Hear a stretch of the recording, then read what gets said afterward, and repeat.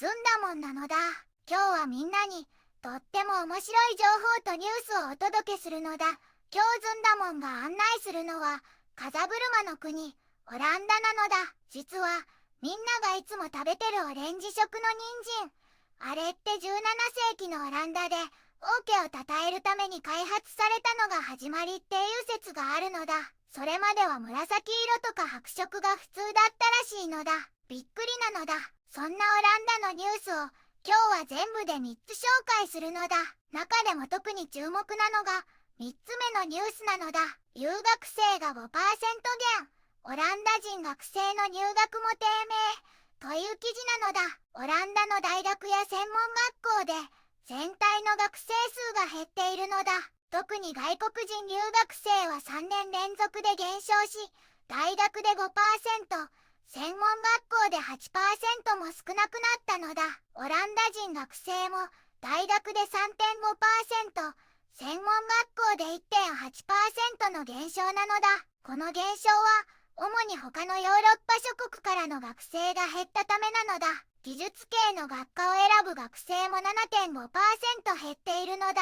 大学協会の会長はこの減少傾向を心配していて、新しい内閣に人材を引きつけ、育て、止めるための明確な戦略を急いで立てるよう求めているのだ。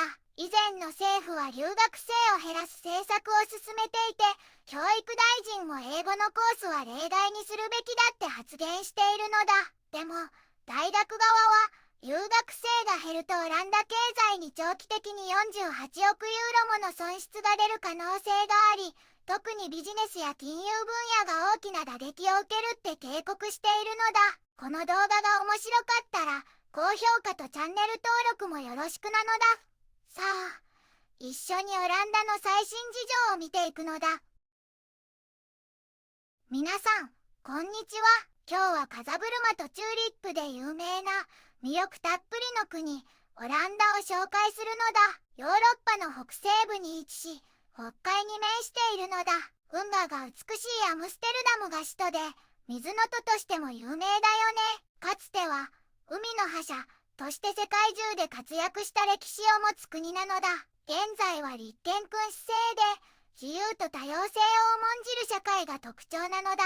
人口はおよそ1700万人ほどで、豊かな自然と美しい街並みが魅力なのだ。主要産業は世界的に有名な花の栽培、輸出をはじめ乳製品などの農業、そしてハイテク産業や国際物流のハブとしての役割も大きいのだ。自転車が生活に深く根付き、環境意識が高いことでも有名だよね。ゴッホやフェルメールを生んだ芸術の国でもあるのだ。最近は気候変動対策や循環型経済への先進的な取り組みが世界から注目されているのだ。持続可能な社会を目指す努力、とても素晴らしいのだよ。こんな素敵なオランダに、ぜひ一度訪れてみてほしいのだ。今日は魅力的なオランダから、健康、文化、教育の話題まで盛りだくさんだったのだ。甘い飲み物には気をつけて、話し合いで解決することの大切さ、そして未来を担う人材育成の重要性を学んだのだ。みんなも今日の情報を生かして、良い一日を過ごすのだ。また会うのだ。